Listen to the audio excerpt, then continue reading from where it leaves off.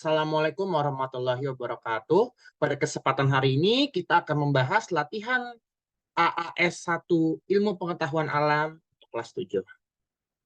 Untuk nomor yang pertama, ada urutan langkah-langkah dalam metode ilmiah yang tepat adalah urutan langkah-langkah dalam metode ilmiah yang tepat itu diutamakan atau pertamanya itu adalah hipotesis terlebih dahulu gitu ya, atau mengira-ngira gitu. Bagaimana suatu fenomena terjadi, mengira bagaimana suatu fenomena terjadi.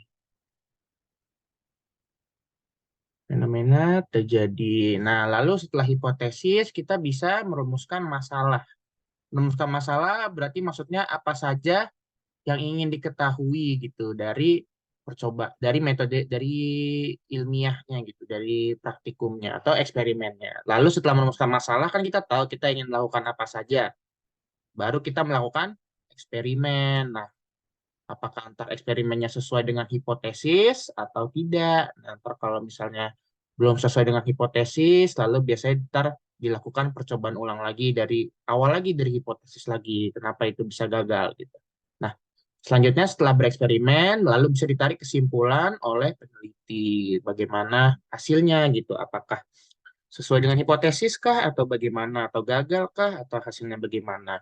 Nah, dari sini ketahuan urutannya adalah hipotesis, merumuskan masalah, eksperimen, dan menarik kesimpulan. Berarti jawabannya A. Yang B sudah salah karena setelah hipotesis langsung eksperimen. Yang C salah karena langsung melakukan eksperimen. Dan yang D juga salah karena dia langsung merumuskan masalah dan hipotesisnya jauh di belakang sebelum kesimpulan. Maka sudah dipastikan salah yang D. Jadi jawabannya A. Lalu nomor 2, Pak Arman bekerja di suatu pabrik yang berjarak 4,5 km dari rumahnya. Biasanya Pak Arman berangkat jam 7 WIB dengan mengendarai sepeda. Jarak dari rumah ke pabrik yang ditempuh dalam waktu 15 menit dengan kecepatan 5 meter per sekon. Pak Arman merasa nyaman berangkat dan pulang naik sepeda karena suhu di daerahnya 298 Kelvin. Setiap harinya, Pak Arman membawa bekal sendiri dari rumahnya berupa makanan dan minuman yang masanya 2 kilogram. Besaran pokok dan satuan internasional berdasarkan cerita tersebut adalah, jadi di sini kita harus nyari eh, besaran pokok gitu ya dari soalnya yang sudah SI atau yang sudah satuan internasional gitu ya, seperti sudah kg, sudah meter, sudah mol, seperti itu ya. Kalau teman-teman lupa mungkin satuan internasional itu seperti apa. Nah, jadi kita analisa dari soalnya langsung aja. Ini 4,5 kilometer, dia sudah besaran pokok sudah. Lalu dia sudah satuan internasional dia juga sudah. Nah, lalu di sini ada 15 menit. 15 menit besaran pokok sudah. Tapi dia tidak satuan internasional karena satuan internasionalnya waktu itu adalah sekon atau detik. Kecepatan, lalu ini ya, yang 5 meter per sekon, kecepatan itu dia tidak termasuk besaran pokok, melainkan dia masuknya turunan. Oke, lanjut kita lihat di sini ada 268 Kelvin. Dia sudah besaran pokok sudah, atau artinya dia suhu, lalu dia juga sudah satuan internasional, yaitu dia Kelvin. Nah, setelah itu ada apa? 2 kilogram. 2 kilogram sudah satuan internasional sudah, dan dia juga besaran pokok ya, karena massa gitu. Nah, jadi kita tinggal cocokkan sama pilihan gandanya. Kita cek yang A. Yang A jarak 4,5 kilometer sudah benar. Tapi di sini ada waktu 15 menit, salah. Ini yang B sudah salah karena dia memasukkan kecepatan. Tadi kita ingat kecepatan adalah besaran turunan. Nah, yang C dia sudah suhu 298 Kelvin dan masanya 2 kilogram. Berarti inilah yang benar ya, karena dua-duanya sudah besaran pokok dan satuan internasional. Yang dia juga salah karena ini sudah menit ya, karena tadi kita sudah bahas satuan internasionalnya itu sekon. Berarti jawaban nomor 2 adalah C. Lanjut ke nomor 3, Kirsya diminta ibunya ke warung kelontong untuk membeli beras. Alat ukur yang ditemui Kirsya di warung untuk mengukur beras. Besaran yang diukur dan satuannya adalah, jadi kita ditanyakan di soal ini besarannya apa, gitu ya, besarannya apa, dan satuannya apa. Nah, kalau mengukur beras itu pastikan satuannya kilogram ya. Kayak misalnya kita ke warung bilangnya, Bu, beli beras 1 kilo. Nah, berarti satunya sekilo. Nah, besarannya kilo itu apa? Massa ya, teman-teman, bukan berat. Kalau berat itu satuannya Newton. Nah, makanya ini yang B salah. Yang C dan D udah salah lah ya. Karena kan ini panjang dan volume nggak mungkin satuannya kilo. Nah, berarti jawabannya apa? A. Kalau panjang itu satuannya misalnya meter, satu rasionalnya. Kalau volume satuannya berarti seharusnya meter pangkat 3 atau meter kubik gitu ya. Oke, kita beranjak ke soal selanjutnya. Arfa mengalami demam hingga akhirnya dibawa ke puskesmas terdekat. Dan sampainya di puskesmas, dokter mempersilahkan Arfa untuk menimbang massa badannya, kemudian mengukur suhu tubuhnya. Alat ukur apa saja yang digunakan dokter untuk menimbang dan mengukur suhu tubuh Arfa? Jadi di sini yang mau dicari itu atau dokternya ingin tahu kilogram sama suhunya si Arfa, Kelvin gitu. Maksudnya temperatur sama masanya gitu ya. Nah, jadi kita ntar tinggal cocokin nama alatnya.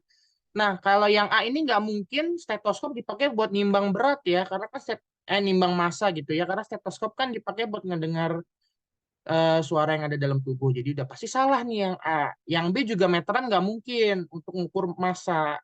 Meteran kan digunain buat mengukur panjang. Suntikan juga nggak mungkin ya digunakan buat mengukur massa gitu ya. Masa iya gitu kan? Nah, berarti jawabannya apa? Yang D, karena ABC sudah salah. Nah, kita cocokin aja. Timbangan benar dipakai untuk ngegunain timbangan digunain buat mengukur massa gitu maksudnya. Lalu termometer juga digunain buat mengukur suhu gitu ya kalau orang demam gitu. Oke, berarti jawabannya udah D, gampang. Lanjut ke nomor 5. Nah, di sini perhatikan gambar di bawah ini ada 2 bintang, dia seimbang dengan 1 bola. 3 bola seimbang sama 1 segi 5. Nah, segi 5 akan sama dengan apa? Kita cek soalnya. Agar setimbang, maka dibutuhkan berapa bintang? Oh, berarti di timbangan ketiga ini dia pingin ada berapa bintang biar seimbang sama 1 segi 5. Nah, di sini kita tulis dulu aja ya. Berarti kalau di timbangan yang ini 2 bintang itu sama aja satu satu bola. Lalu di sini ada 3 bola, 1 bola ya maksudnya bukan 10, bukan 10. Jadi 3 bola. Lalu kalau yang di timbangan kedua ada 3 bola sama dengan 1 segi 5. Nah, lalu di yang sini 1 segi 5 berapa bintang gitu ya. Nah, di sini kan kita tahu kalau 1 segi 5 itu sama dengan 3 bola, ya kan? Nah, kita juga tahu kalau 1 bola itu sama dengan 2 bintang. Nah, kita tinggal masukin aja 2 bintang, kita ganti itu istilahnya disubstitusi. Jadi 3 sama aja 2 bintang, ya kan? 1 bola gitu sama dengan 2 bintang gitu. Jadi kita tinggal ganti aja gitu. Jadi ntar angkanya tinggal dikali, hasilnya 6 bintang kan. Jadi 1 segi 5 sama dengan 6 bintang. Jawabannya apa? Yang B. Tebal selembar kertas adalah 8,02 mm. Dari pernyataan tersebut yang dimaksud dengan besaran, satuan, dan alat ukur yang tepat digunakan adalah dari sini kita ambil informasi dari kalimat pertama. Di sini besarannya itu adalah tebal, ya. Lalu satuannya apa yang digunakan? Satuannya 8,02 mm. Lalu untuk mengukur tebal, mungkin teman-teman masih ingat ya dengan namanya mikrometer skrup. Dengan mikrometer skrup. Nah, sekarang kita tinggal cocokin aja.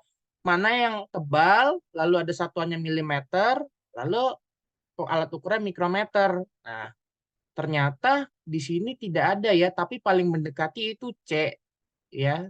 Besarannya tebal, satuannya inci dan alat ukurnya mikrometer. Meskipun seharusnya inci ini milimeter ya kalau untuk lebih sesuainya lagi gitu. Kalau misalnya lebih sesuai lagi karena sepertinya tidak ada jawaban. Nah, seharusnya tebal milimeter dan mikrometer, tapi ini paling mendekati. Jadi kita jawab C saja.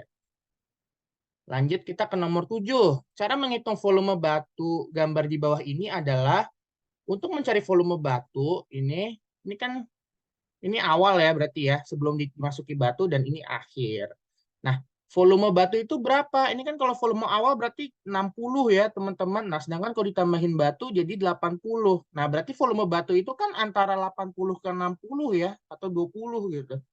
Nah, berarti untuk mencari volume gambar batu ya kita harus ngurangin volume akhir dengan volume awal. Jadi jawabannya A. Ya nggak? Coba kita buktiin ya. Kita anggap tadi volume batu udah 20 nih. Karena kenaikannya kan dari 60 ke 80. Coba kita kurangin ya. Volume akhirnya kan di sini 80 ya. 80 dikurangin sama di sini 60 volume awalnya. Ini V akhir dikurangi V awal. Seperti itu. Nah, hasilnya berapa? Maaf, hasilnya 20. Nah, sesuai ya sama kenaikannya dia itu di gelas ukur. Nah, jadi jawabannya A. Kita lanjut ke nomor 8.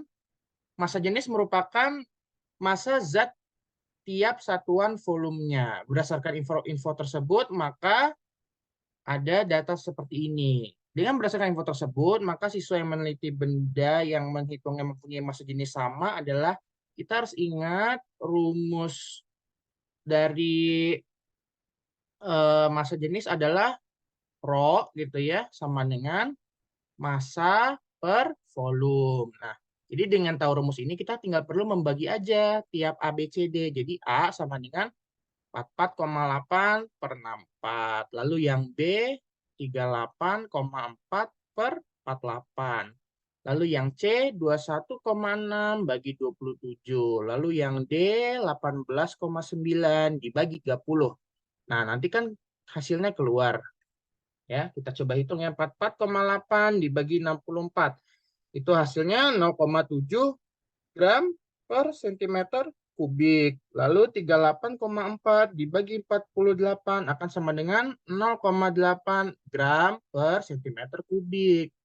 Lalu 21,6 dibagi 27 sama dengan 0,8 gram per sentimeter kubik. Nah, dari sini udah ketemu jawabannya ya. B dan C. Tapi kita sekalian aja hitung coba 18,9 bagi 30 yang D. Gitu. Sama dengan hasilnya 0,63 gram per sentimeter kubik. Nah, udah ketemu jawabannya ya, yaitu B dan C. Oke, mungkin sekian untuk video pembahasan ini. Bagian pertama akan dilanjutkan lagi di bagian selanjutnya. Terima kasih, semoga bermanfaat. Wassalamualaikum warahmatullahi wabarakatuh.